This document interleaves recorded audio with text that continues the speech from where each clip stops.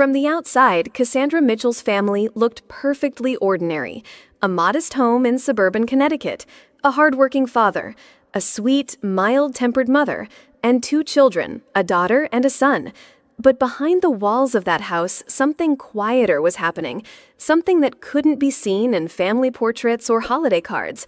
Cassandra was the child who followed every rule. She finished her homework on time, made her bed every morning, and never once got detention. And Tyler was chaos wrapped in charm. He skipped school, crashed cars, and flunked out of community college twice. But their parents adored him. He was creative, finding his path, just going through a rough patch.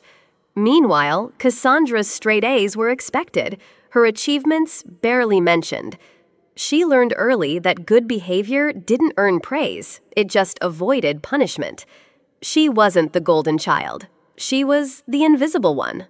While most girls dreamed of wedding dresses and diamond rings, Cassandra dreamed of something else. Control. Control over her future. Control over her choices. Control over her freedom. For 5 years, she lived like every dollar mattered, because it did. She packed lunch instead of eating out. She drove a used car with over 150,000 miles on it. She split rent with 3 roommates and skipped vacations while her coworkers sipped cocktails in Cabo. She wasn't trying to be frugal. She was trying to build a way out, because Cassandra knew something her family never taught her. No one would rescue her but herself. So she saved. Every extra shift, every bonus, every tax return, she funneled into one hidden account, labeled only for my wedding. It wasn't about the flowers or the dress. It was about finally having something that no one, not even her family, could take from her. But the thing about secrets, they don't stay hidden forever. The sun was just beginning to set as Cassandra stood at the edge of the garden, watching golden light spill across the blue hydrangeas. The string lights overhead were ready to twinkle. The fountain hummed behind her, soft and steady like a heartbeat. Everything was perfect. Guests had started arriving, music drifted through the air, and her fiancé Michael looked at her like she was the only person in the universe. She had planned every detail. From the custom calligraphy on the appetizer signs to the white roses in her centerpieces, this night was hers. And for a brief moment, it felt like all those years of sacrifice were worth it. Then came Tyler. He arrived 40 minutes late, wearing a wrinkled button-down that strained at the seams. His eyes were bloodshot. His smile, if you could call it that, was thin and twitchy. Cassandra's stomach tightened. "Nice party, Cass," he muttered, avoiding eye contact. "Must have cost a fortune." She forced a smile and pointed toward the bar. "Don't ruin this," she told herself. "Not tonight. Not after everything." But as she watched him walk away, phone already in hand, eyes darting toward their parents, something cold settled in her chest, something she'd learned to ignore her whole life. And that's when she knew. The storm hadn't arrived yet, but it was coming. Cassandra had just finished greeting her college roommates when she felt a firm hand wrap around her elbow. It was her father. "We need to talk," he said in a low, clipped voice. Before she could respond, he was already guiding her across the garden. Her mother and Tyler followed close behind, silent but intense. They stopped at a shadowy alcove tucked behind a row of hedges.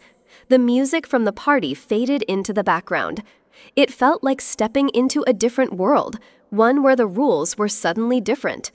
Her mother's eyes were red. Tyler couldn't look at her. And her father, his smile was tight. Too tight. "Cass," he began, clearing his throat, "we need your help." Cassandra stood very still. "With what?" she asked, though deep down she already knew. "It's Tyler," her mother said quickly. "He's in serious trouble." Tyler finally spoke, voice barely above a whisper. "I owe money, a lot, to some guys who don't mess around." Cassandra's heart sank. And then her father dropped the bomb. We know about the wedding fund. The garden suddenly felt colder. No, she said immediately. Absolutely not. Her mother stepped closer, voice pleading. Just listen, sweetie. He needs $50,000 to pay these men off. They've threatened him. And what about my future? Cassandra shot back. That money is for my wedding, the one I've been saving for since I was 22. Her father's smile faded. This isn't just about you anymore. Family comes first. Cassandra had heard these lines before. They were classics. Polished over years of guilt-tripping and twisted logic. You can always have a simple wedding. Tyler would do the same for you. This is what family does. Each sentence hit her like a slow, calculated punch. Her mother's voice was soft, sweet, almost rehearsed. Her father's tone had turned colder, less a request, more a command. Tyler stayed quiet. His silence screamed entitlement. Cassandra's chest tightened. Her breath came shorter. She could feel her hands trembling at her sides. "I've worked for 5 years," she whispered. "Skipped vacations, lived like a ghost. I've given up so much for that fund." Her mother reached out. "Sweetheart, you're good at saving. You can do it again." Tears welled in Cassandra's eyes. It wasn't just the money. It was the years, the choices, the quiet sacrifices no one saw. And in that moment, something inside her snapped back into place. Not broken, but stronger. She looked up. Her voice cracked, but clear. "No, not this time." It happened so fast, and yet in her memory, it played in slow motion. Her father's face twisted with rage. His hand rose. And then, crack. The sound echoed across the garden like a thunderclap. Cassandra's head snapped to the side. Her cheek burned. The taste of blood bloomed on her tongue as her teeth cut into the inside of her mouth. Silence fell over the party. All 70 guests stood frozen, glasses midair, forks paused, mouths parted in shock. Michael sprinted across the garden, panic written all over his face. He reached her in seconds, stepping between Cassandra and her father with shaking hands. "Don't you ever touch her again," he growled. Her father didn't flinch. He just glared, chest heaving, as if he were the one who had been attacked. Heather stood a few feet away, eyes wide, phone held steadily in both hands. She had caught it all, every second. The slap, the gasps, the stunned silence. This was no longer a private family fight. This was public. And Cassandra had just been hit by her own father on the night she was supposed to be celebrated. Cassandra wiped the corner of her mouth with the back of her hand. Her fingers came away red. She didn't cry. She didn't scream. She pulled out her phone. Her thumb moved with eerie calmness, like she'd rehearsed this moment in her head 100 times. She dialed. 911. Everyone watched. 911, what's your emergency? "My name is Cassandra Mitchell," she said clearly. "I'm at the Westbrook Garden. My father just slapped me across the face, in front of 70 witnesses. I'd like to press charges." Gasps rippled across the garden like wind through leaves. Michael stood still, beside her, jaw clenched. Heather was still filming. Her mother covered her mouth in horror. Tyler just stared. Her father scoffed. "You're out of your mind. This is family business." But Cassandra didn't even look at him. She wasn't the invisible daughter anymore. She was drawing a line in the sand, one she would never step back across. The flashing red and blue lights pulled up to the entrance like thunder without sound. 2 police cruisers, 4 officers, 1 ruined celebration. Guests parted like a wave, stepping back in silence as the officers made their way into the garden. Cassandra stood at the center, cheek red, lip-cut dress slightly wrinkled. Blood still stained the edge of her mouth, but her eyes, steady, unflinching, unapologetic. The lead officer, a woman with firm eyes and calm authority, approached. "You, Cassandra Mitchell." "Yes," she said, voice steady. "That's my father." She pointed toward the man in the navy blazer, now pacing like a cornered animal. The officer gave a nod, then turned to her team. 2 officers moved in. "Sir, we need you to stand still." "You've got to be kidding me," he bellowed. "She's my daughter. Sir, please step back." "What kind of daughter calls the police on her own father?" His voice cracked. And Cassandra, she didn't move, didn't flinch. She watched as they turned him around, handcuffed him in front of everyone, and read him his rights. The garden, once filled with music, wine, and laughter, now echoed with shame. At first, it seemed simple. 1 slap, 1 arrest, 1 ruined night. But then, things started to unravel. The police reviewed the footage from the venue's security cameras. It showed everything, every movement, every word, every second of the slap. Heather handed over her phone. Her video was just as clear and just as damning. Dozens of guests stepped forward willing to give statements. Doctors, teachers, family friends, people no one could accuse of exaggeration. And then came the twist. While officers were reviewing statements, one of them paused, frowning at a familiar name, Cassandra Mitchell. But not in her file. In his. Her father. Turns out Cassandra's name had shown up multiple times in financial records, flagged for investigation. Scholarship money that never came through. A mysterious medical bill. A family loan from an uncle meant for her graduate school. Cassandra never went to grad school. The money was real, but the need? Fabricated. Her father had been borrowing money using her name from aunts, uncles, cousins over the past 7 years, each time spinning some tragic story, tuition, surgery, car accident. Each time the money disappeared. And suddenly, it all clicked. The awkward glances at family gatherings, the cold distance from relatives, the quiet judgment she never understood. They thought she had taken their money and never said thank you. She hadn't just been invisible, she had been used. The first call came that night. It was her Aunt Patricia. "I saw the video," she said quietly, "but I need to ask you something." Cassandra braced herself. "Why didn't you ever thank me?" her aunt continued. "I gave your father $15,000 3 years ago for your graduate school. I assumed you knew." Cassandra's heart stopped. "I never went to grad school," she said slowly.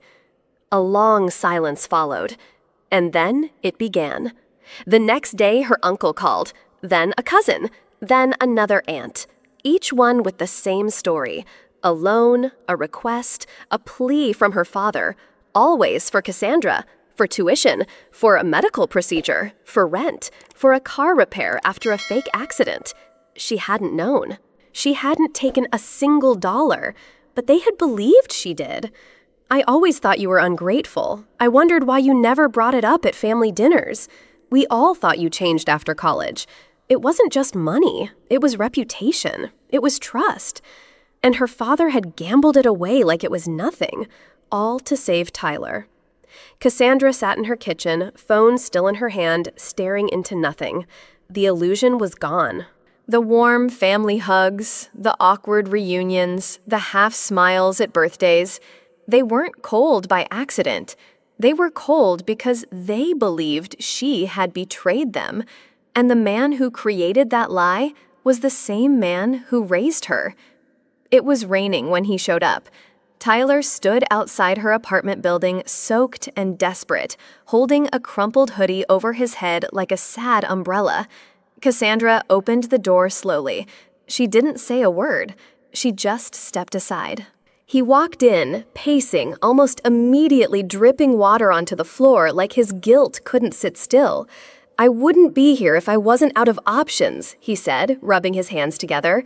"I just need $5,000. That's it. A good faith payment. To buy time." Cassandra stared at him. "5,000?" she repeated. "Just for now," he said quickly. "I'll figure the rest out. You always have something saved, Cass. You're good at that." She sat down at the kitchen table, quiet. He didn't notice her stillness. He never did. "You don't get it," she said softly. "I always have something saved because no one ever saved me." Tyler opened his mouth, but she raised a hand. No, not a shout, not a plea, just one word, and this time it didn't tremble. No more loans, no more guilt, no more being the safety net. She stood up. "I'm done, Tyler, for good." He looked stunned, like she'd spoken in another language. "You're really gonna leave me out there?" he asked. "I've been out there for years," she said. "You just never noticed. There were no chandeliers, no six-tier cake, no orchestra in the corner playing Vivaldi. Instead, there were fairy lights strung between maple trees, a handmade bouquet of blue hydrangeas, and 30 people who actually loved her." Cassandra stood beneath an arch draped in linen sunlight, dancing through the leaves. Her dress was simple, her smile wasn't. Michael stood across from her, solid, calm, kind. He never asked her to explain why her family wasn't there. He never asked her to justify the smaller guest list. He just held her hands and smiled like this was exactly how it was always meant to be. And maybe it was, because for the first time in her life, Cassandra felt chosen, not for what she gave, but for who she was. There were no toxic expectations, no silent tests of loyalty, no guilt, just joy and peace. And a kind of love that didn't require her to bleed in order to deserve it. That day, she didn't just marry a man, she redefined family. The wedding fund had once meant one thing, perfection. But Cassandra no longer needed perfect. She needed peace. So she split the money. Some went to therapy, finally facing the years of manipulation, guilt, and silence. Some became a down payment on a small house with a garden. The rest, she saved. Not out of fear, but out of choice. She wasn't preparing for disaster anymore. She was building something.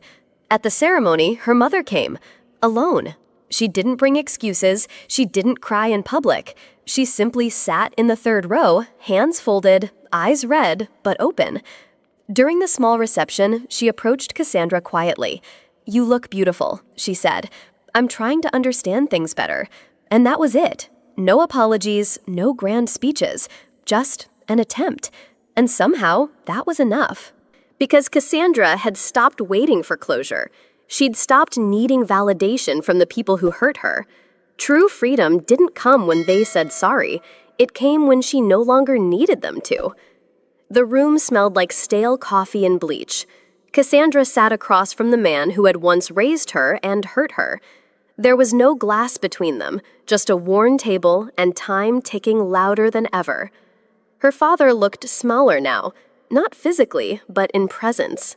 Like the weight of consequences had finally caught up with the myth of control he used to wear so proudly. He cleared his throat. "I'm sorry. For everything. Things got out of hand." Cassandra didn't flinch. She didn't soften. She didn't rage either. She just looked at him. "They didn't get out of hand. You handed them that way." He looked down. He didn't argue, for once. There were no dramatic goodbyes, no pleas for forgiveness, just silence, and then a breath. Cassandra stood. "Take care of yourself," she said. And she walked out, not to slam a door, but to close it, for good. Cassandra once thought survival meant silence, that if she just endured long enough, things would get better, that if she gave enough, one day they'd love her back. But now she knew better. Survival isn't silence. Survival is speaking. And so she started. A blog post here, a video clip there. A quiet caption under a photo of her wedding day. "Sometimes freedom begins when you stop explaining yourself." People responded. Women messaged her. "You said what I couldn't say to my parents. I thought I was the only one. Thank you for helping me see I'm not crazy, just conditioned." Cassandra talked about money, about family roles, about how we're taught to bleed quietly for the people who break us, and how we can stop, not with rage, not with revenge, but with clarity. Her voice became a lighthouse, not shouting, just steady, for anyone still drowning in the dark. And as her story traveled, so did her healing, Because sometimes the bravest thing you can do is tell the truth out loud. Sometimes the deepest wounds come from those who were supposed to protect us. But you don't owe your peace to the ones who keep shattering it. You don't have to set yourself on fire just to keep others warm. And forgiveness doesn't always mean going back. Saying no is sometimes the loudest yes to your worth. Like Cassandra, you can break cycles, set boundaries, and rebuild, not from perfection, but from truth.